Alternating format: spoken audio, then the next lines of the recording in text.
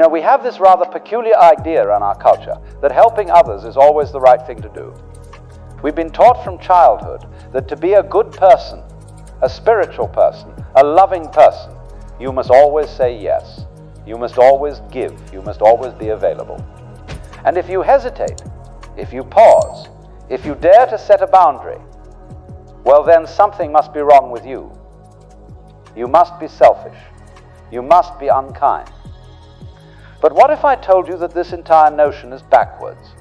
What if the compulsive need to help everyone, to fix everyone, to rescue everyone, is not actually love at all, but a form of interference?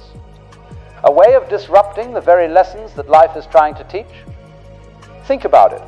When you continually rescue someone from the consequences of their own actions, what are you really doing? You are not helping them. You are keeping them trapped. You are preventing them from learning. You are standing between them and the wisdom that only comes through experience.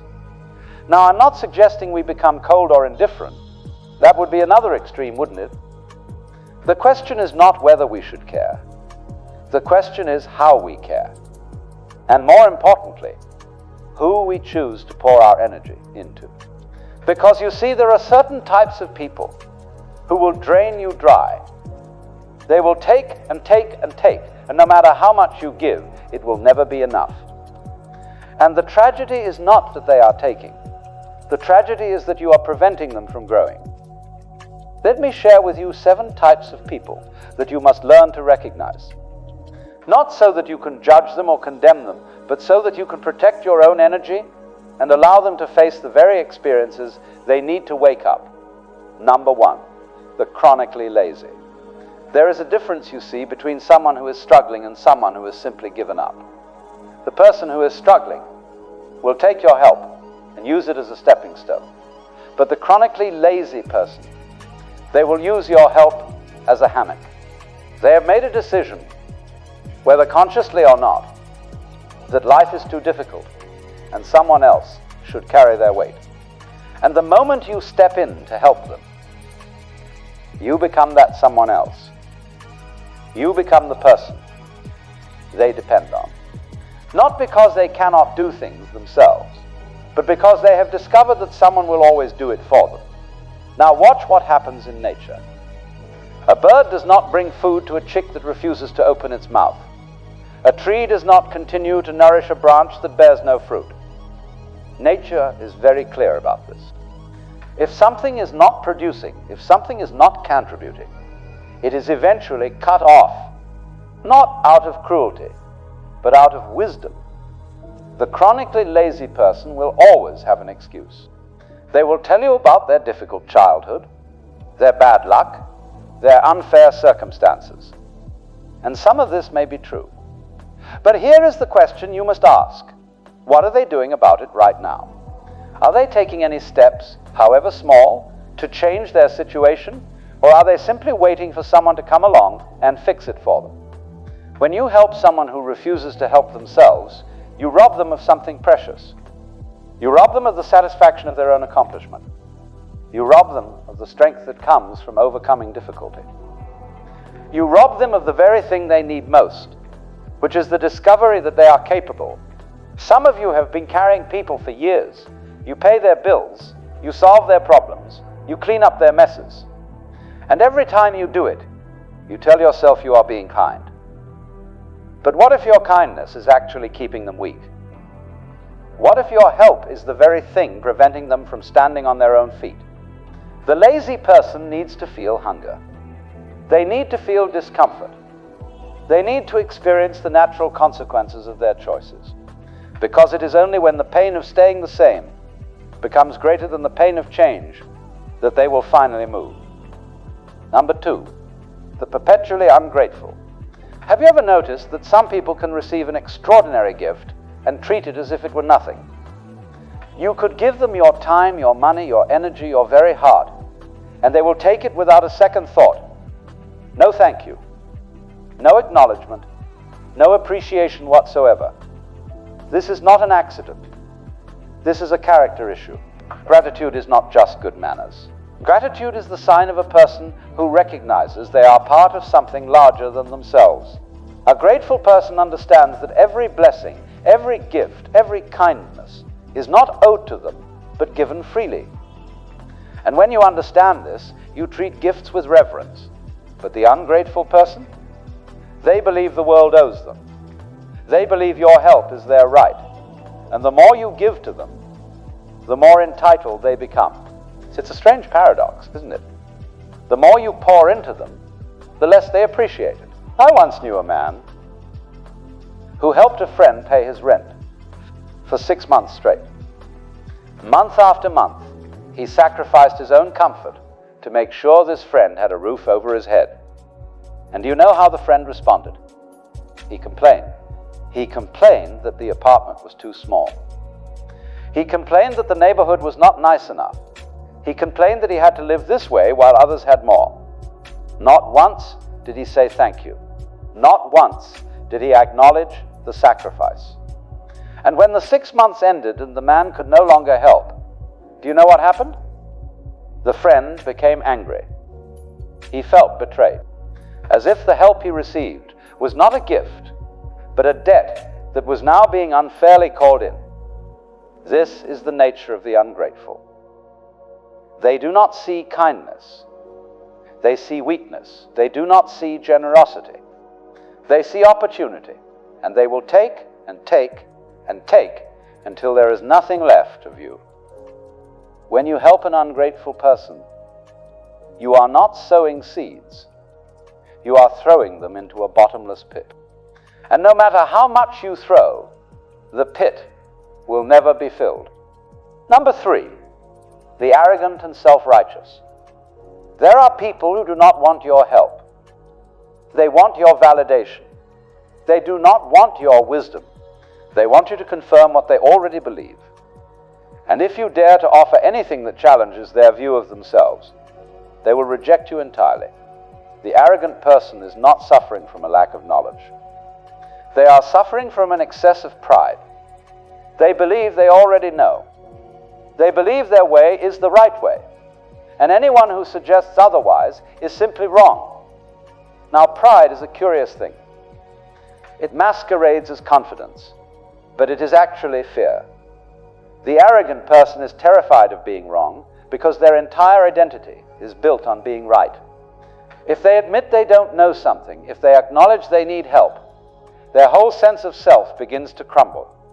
And so they double down, they defend, they argue, they reject. You cannot help a person like this. Not because they are beyond help, but because they do not believe they need it. And until they come to that realization themselves, anything you offer will be wasted. Jesus walked away from people like this. He did not chase them. He did not beg them to listen. He simply said what needed to be said and moved on, because he understood something very important. You cannot force wisdom on someone who is committed to their own foolishness. The arrogant person must fall. They must experience the consequences of their pride. They must hit the ground hard enough that they finally look up and realize they do not have all the answers. And only then, when they are humbled, when they are broken, will they be ready to receive help. Number 4, the habitually wicked. Now, I want to be very careful here because we live in a time when people do not like to use words like wicked or evil. We prefer softer language. We say someone is troubled or misunderstood, but there are people in this world who are not confused. They know exactly what they are doing, and they do it anyway. The wicked person is not someone who makes a mistake. We all make mistakes. The wicked person is someone who has made wickedness their way of life. They lie, they cheat, they manipulate, they harm others without remorse, and when confronted, they do not repent. They justify. When you help a wicked person, you become an accomplice. You enable their behavior. You give them the resources to continue doing harm. And let me tell you something, they will use what you give them not to change, but to go deeper into their wickedness.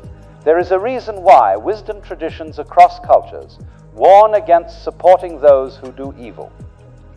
It is not because we lack compassion. It is because we recognize that some people have chosen a path that leads to destruction. And if you try to pull them off that path, they will only pull you onto it with them. The wicked person does not want to be saved. They want to be empowered. They want someone to fund their schemes, to cover for their lies, to clean up their messes. And if you step into that role, you are not helping them. You are partnering with darkness. Number 5, the incurably foolish. A fool is not someone who lacks intelligence. A fool is someone who refuses to learn. They make the same mistakes over and over again. They ignore advice. They reject wisdom. They touch the hot stove repeatedly and then wonder why their hand is burned. The difference between a wise person and a fool is very simple. A wise person learns from experience. A fool does not. Now here is what makes this particularly difficult. The fool will often come to you in distress. They will be in crisis. They will be desperate, and your heart will go out to them. You will want to help. You will want to rescue them. But if you look closely at their history, you will see a pattern. This is not their first crisis. This is not the first time they have needed rescue. In fact, they have been in this exact situation multiple times before, and each time someone helped them. And each time they went right back to the same behavior that got them into trouble in the first place. The fool is like a person drowning in the ocean who refuses to grab the life preserver you throw them. Instead, they keep thrashing and splashing and going under. And if you jump in to save them, they will pull you under too. You cannot save a fool. Only life can teach them. Only the consequences of their own actions can break through their stubbornness. And if you keep intervening, you prevent those consequences from doing their work. Number 6, the Master Manipulator. The manipulator is perhaps the most dangerous person on this list because they are the hardest to recognize. They do not come to you with demands. They come with stories. They do not take from you directly. They make you want to give. The manipulator understands human nature. They know that good people want to help. They know that kind people feel guilty when they say no. And they use this knowledge like a weapon. They will tell you exactly what you need to hear. They will play on your emotions. They will make you feel special, needed, important. And before you know it, you are doing things for them that you would never do for anyone else. The manipulator is a shapeshifter. With one person, they are the victim. With another, they are the hero. They change their story depending on who they are talking to. And if you compare notes with others who have dealt with them, you will find that the stories do not match. When you help a manipulator, you are not helping a person in need. You are feeding a system, you are providing resources for them to continue their games. And the moment you stop giving, the moment you see through the act, they will turn on you. They will paint you as the villain. They will tell others how you wronged them. And they will move on to their next target. Number 7, the unrepentant rebel. Finally, there is the person who knows better but refuses to do better. They have been taught. They have been warned. They have been corrected. But they do not care. They have made a choice to continue in their destructive path, and nothing you say or do will change their mind. The unrepentant person is not ignorant. They are defiant. They know what is right, but they prefer what is wrong.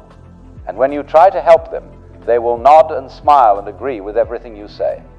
But the moment you turn your back, they return to their old ways. This is the hardest type of person to let go of, because you can see their potential. You can see what they could become if they would just change.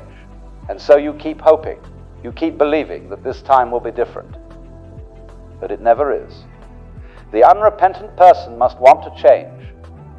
And until that desire comes from within them, all the help in the world will make no difference. You cannot want their healing more than they want it. You cannot fight for their freedom harder than they fight for it. And if you try, you will exhaust yourself while they remain exactly the same. So what do we do with all of this? Do we become cold and indifferent? Do we stop helping people altogether? No. We learn discernment. We learn to recognize the difference between someone who is struggling and someone who is stuck. We learn to distinguish between someone who needs a hand up and someone who wants a free ride. We learn to see clearly, without judgment, but also without illusion. True compassion is not enabling. True compassion sometimes means stepping back and allowing people to face the consequences of their choices. Because it is often through difficulty, through hardship, through hitting bottom, that people finally wake up. When you help the right people, you see fruit. When you pour into good soil, you see growth. But when you give to those who are not ready, who do not want to change, who will only use you and drain you, all you will see is waste. Your energy is precious. Your time is finite. Your resources are limited, and you must be wise about where you invest them. Not everyone deserves your help, and that is not cruelty. That is wisdom. So ask yourself today, who am I helping that I should let go? Who am I rescuing that needs to fall? Who am I enabling that needs to face their own consequences? And when you find the answer, have the courage to step back. Not with anger, not with resentment, but with the understanding that sometimes the most loving thing you can do is allow someone to experience the full weight of their own choices. Because in the end, you cannot save anyone. You can only point the way. And whether they walk that path or not is entirely up to them.